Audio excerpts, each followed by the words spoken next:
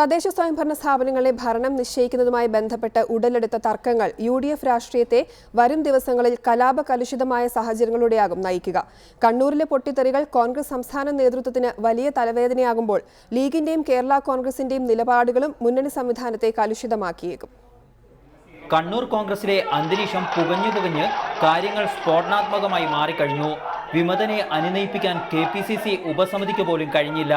ഇതോടെ ഭരണം നഷ്ടപ്പെട്ടതിന്റെ ഉത്തരവാദിത്തം ഗ്രൂപ്പ് മാനേജർമാർ പരസ്പരം ചാർത്തിക്കൊടുക്കും. ഒപ്പം നാളെ എല്ലാം വെളിപ്പെടുത്തുമെന്ന സുധാകരന്റെ ഭീഷണിയും കാര്യങ്ങളുടെ പോക്ക് വ്യക്തമാക്കുന്നു. വിമർശനത്തിനൊക്കെ മറുപടി നാളെ മാധ്യമങ്ങളിൽ ഞങ്ങൾ കാണും.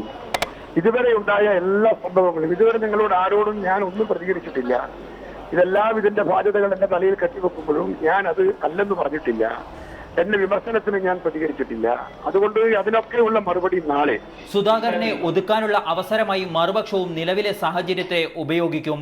ഇതോടെ പൊട്ടിത്തെറി നിയമസഭാ തെരഞ്ഞെടുപ്പിലേക്ക് നീളാതെ നോക്കാൻ സംസ്ഥാന നേതൃത്വത്തിന് വല്ലാതെ വിയർക്കേണ്ടി വരും. എന്നാൽ ഒന്നും തന്നോട് ചോദിക്കേണ്ടെന്നായിരുന്നു മുഖ്യമന്ത്രിയുടെ നിലപാട്.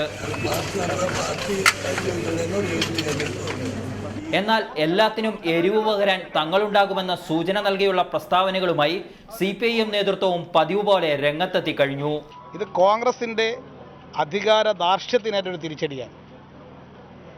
കോൺഗ്രസിൻ്റെ നേതാവായിട്ടുള്ള കണ്ണൂരിലെ സുധാകരൻ്റെ അക്രമ രാഷ്ട്രീയത്തിനെതിരായിട്ടുള്ള സാധാരണ കോൺഗ്രസ്സുകാരുടെ ഒരു വികാരമാണ് ഇന്നിവിടെ പ്രകടിപ്പിച്ചിട്ടുള്ളത്.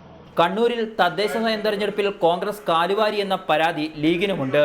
ഇരിട്ടിയിൽ ലീഗ് അംഗങ്ങളുടെ കാലുവാരലിൽ കോൺഗ്രസിനും അതൃപ്തി. ഇതോടെ പോര് UDFിലേക്കും എത്തും. മലപ്പുറത്ത് തിരഞ്ഞെടുപ്പിന് മുമ്പേ പലയിടത്തും UDF തന്നെ ഇല്ലാതായി. ഒന്നും പരിഹരിക്കപ്പെട്ടിട്ടില്ലെന്നാണ് കൊണ്ടോട്ടി നൽകുന്ന പാഠം. ബത്തേരിയിലെ കേരള കോൺഗ്രസിന്റെ കാലുവാരലോടെ UDFിലെ പോരാട്ടം തെരുവിലെത്തിക്കഴിഞ്ഞു. കേരള കോൺഗ്രസ് ജില്ലാ കമ്മിറ്റി ഓഫീസിന് നേരെ അക്രമമുണ്ടായി. കാലുവാരിയത് കോൺഗ്രസിനുള്ള തിരിച്ചടിയാണെന്ന് മാണി വിഭാഗം പരസ്യമായി പ്രഖ്യാപിച്ചു.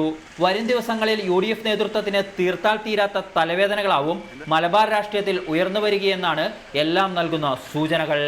റിപ്പോർട്ടർ, കോഴിക്കോട്.